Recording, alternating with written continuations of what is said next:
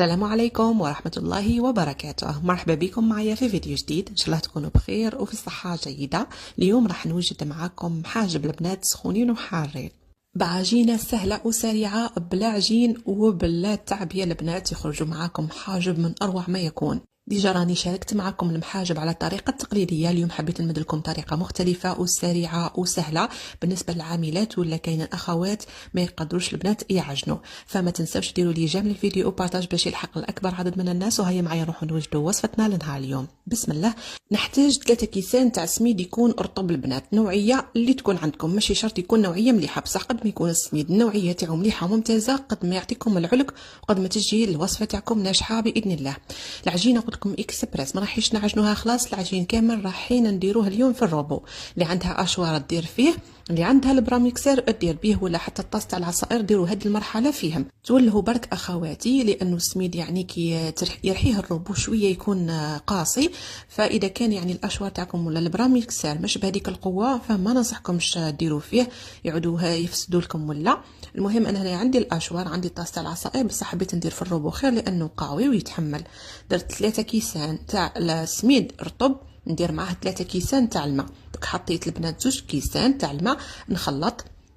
كما راكم تلاحظوا لازم تخلطوا مليح، يعني السميد من تحت لفوق، ما تخليوش السميد لتحت متركز وتحطوا الماء غير من فوق ومن بعد الربو يفسد لكم. فخلطوا مليح البنات. دوك تشوفوا القوام تاعو كيفاش يكون، والمقادير راهي مضبوطه، ما تحاولوا تزيدوا ما تحاولوا تنقصوا. بهذه الطريقه نخلط مليح ونقلب السميد هذاك اللي من تحت في الربو بهذا الشكل. شوفوا اخواتي، تقدروا البنات هنايا اذا كان عندكم الاشوار ماشي بهذيك القوه ولا البراميكسر تقدروا ديروا كاس بكاس، ديروا كاس تاع ماء مع كاس تاع سميد، خلطوهم مليح في الاشوار وفرغوهم، زيدوا الكاس الثاني والكاس الثالث حتى تكملوا يعني 3 كيسان تاع سميد ب3 كيسان تاع الماء. هنايا شوفوا القوام تاعو كيفاش يكون. هذه هي المرحله يعني اللي تنحي عليكم التعب كامل، ما تعجنوا ما والو. يعني العجين الكل راح يخدموا الروبو، راح تحصلوا يعني على نتيجه راح ترضيكم روعه روعه يا البنات. والله ما مسيت فيه لبغيت بالاسبوع تاعي عجين. من هذه المرحله دوك تشوفوا معايا الوصفه خطوه بخطوه وراح يخرج معكم يعني من اروع ما يكون. هنايا نخلط مليح البنات حتى نلاحظ بالسميد تاعي هذاك تغير اللون تاعو، شوفوا كيفاش بياض وتاني العلك تاعو يخرج. شوفوا اخواتي، هنايا راح نجيب الجفنه وراح نفرغ فيها الخليط. دوك تشوفوا الخليط كيفاش ولا. شوفوا البنات هنايا العلك كامل خرج لي في السميد، نفرغوا بهذه الطريقه. وشوفوا يعني القوام نتاعو كيفاش يكون. ردوا بالكم البنات تخدموا لهنايا في الروبو بالسميد يكون شايح راح يخسر لكم. نبدا نضيف الفرينه. عندي 2 كيسان ونص تاع الفرينه، قلت لكم مقادير مضبوطه. ضفت انايا هنايا 2 كيسان، نزيد معاهم مغرف كبيره تاع الملح، نزيد معاهم مغرف تاع الخل تكون كبيره تاني. الخل هنايا اللي يكون متوفر عندكم بيض ولا هذا. ونضيف هنايا نص ملعقه كبيره تاع العسل ونبدا نلم العجينه. راح تاخذ لكم هنايا 2 كيسان ونص تاع الفرينه. ضيفوا الفرينه تاعكم بالتدريج حتى تتلم معكم العجينه. قادره يعني تديكم اكثر من 2 كيسان ونص، بصح مش بزاف، لانه العجينه تاعنا راح تكون عجينه مطلوقه، ما تجيش عجينه ناشفه لانه ما حيش نعجنوها. شوفوا اخواتي هنايا نلم بهذه الطريقه. وكي تشوفوها البنات كتقولي راهي جاريه تديكم كاس خلاف تاع الفرينه، بصح السميد هذاك راح يشرب مع الفرينه. هنايا كيلت نص كاس خلاف تاع الفرينه ونجمع به بهذه الطريقه. نحاول نجمع ونلم فقط، ما نعجن ما والو. بهذا الشكل. شوفوا اخواتي كيفاش تحصلنا على القوام، يعني راح تلقاوها باللي راهي خفيفه. شوفوا كانكم عاجنينها عندكم نص ساعه وانتم تعجنوا فيها. هنا فضيت نص كاس تاع الفرينه راني نوري لكم. نجيب هنايا كيس بلاستيكي كنت يعني شللته بالماء يكون سخون، وراح نلم فيه العجينه تاعي بهذه الطريقه وراح نخليه يرتاح. الوقت اللي نحضروا فيه الحشو نحتاج فيه 3 حبات بصل يكونوا كبار، كنت قطعتهم راح نرحيهم في الاشوار مع 3 حبات تاع طماطم تاني نقشرهم نحي لهم الزريعه ونرحيهم هما تاني في الاشوار. في مقلاة على النار راح نحط كميه مليحه من الزيت، على خاطر لاصوص تاع المحجوبه يحب كميه مليحه من الزيت. ونحط البصل بعد ما رحيته. شوفوا البصل كي ترحيوه في الاشور ما ترحيوهش البنات خلاص حتى يطلق الماء تاعو، باش الماء هذاك ما يطلق لكمش المراره في المحاجب تاعكم. نرحيوه بصح رحيوه يكون يعني مفتت فقط. نزيد معاه زوج فلفل حار كنت رحيتهم تاني في الاشوار ونحطهم. طبعا اللي ما يحبوش الفلفل الحار يقدروا يستغنوا عليه ولا يديروا فلفل حلو اذا حبيتيو. المحجوبه لازم تجي حاره البنات. انا حطيت هنايا زوج تاع فلفل حار محرحرين، وراح نزيد من بعد الهريسه دوك تشوفوا معايا. نزيد الملح، فلفل اسود، وعندي البنات لهنايا توابل من الاحسن فلفل احمر احلو هذا مكان. نجيب الطماطم اللي كنت رحيتها في الاشواط نزيد لها نص مغرف كبيره تاع الطماطم مسبره ونخلطهم مليح مع بعض ونضيفهم بعد ما تقلالي مليح. هذاك البصل يعني طاب معايا مش باك تقلى، طاب معايا مليح. راح نحط لها الطماطم ونخلط بهذا الشكل. انا فقط سرعت الفيديو البنات باش ما يجيكمش طويل. هنا ضفت الهريسه، نضيف هنايا مغرف صغيره تاع السكر باش نحي القروسيه تاع الطماطم ونخلطها بهالطريقه ونغطي عليها نخليها حتى تطيب. حنزيد لها هنايا كاس تاع الماء ونغطي عليها حتى تطيب معايا تماما وما ديروهاش البنات ناشفه، خليوها شويه فيها الماء.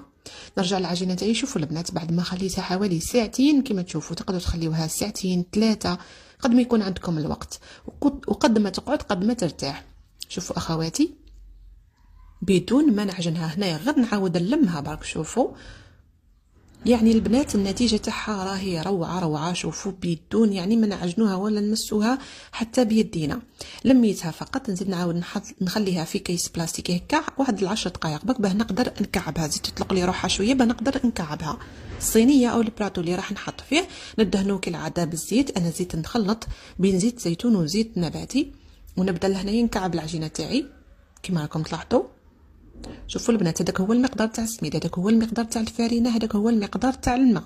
ما تحاولوا تزيدوا لها الماء، ما تحاولوا تقولوا نعجنوها شويه ما والو، خليوها بك ترتاح. هذه العجينه تحب ترتاح. نكعبها بهذه الطريقه. هنايا تحبوهم كبار تحبوهم صغار، هنايا على حسب الرغبه. انا نحب هنا دائما نقلبها من نلصق العجينه مليح من تحت في بعضها باش من بعد كي نعود نطرح فيها ما تقطعليش. ومن بعد كي نكعبهم ونفض راح تخرج لكم حوالي 20 كعبه هكاك. راح البنات ندهنها مليح بالزيت من فوق ونغطيها نخليها تاني ترتاح نص ساعه ساعه ماكسيموم. يعني ما تخليوهاش ترتاح بزاف بعد ما تكعبوها لانه ديجا خليناها ترتاح قبل. ونبداو مباشره نوجدوا المحاجب تاعنا. طبعا باستعانه بالزيت نطرح بهذا الشكل. يعني هنايا الصوره احسن من انه نشرح لكم.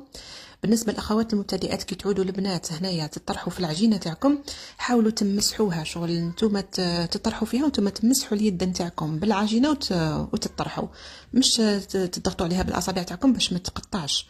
بعد هنايا بعد ما طرحتها نبدا. شوفوا البنات كيفاش ديوها وين تحبوا، ما تقطع معاكم ما تروح ما تجي. روعه روعه.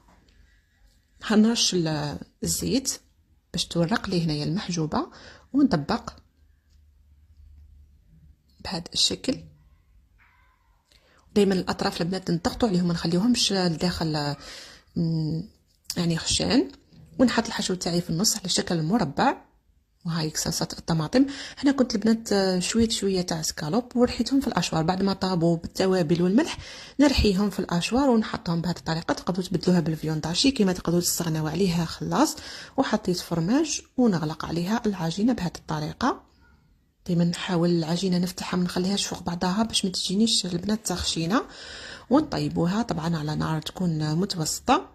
طيبوا دائما البنات. شوفوا المحجوبه ولا المسمن باش يتنفخوا معاكم ويعني يتورقوا لداخل لازمكم تقلبوهم كل دقيقه، ما تخليوهمش من جهه يتحرقوا وزيد تقلبوهم على الجهه الاخرى.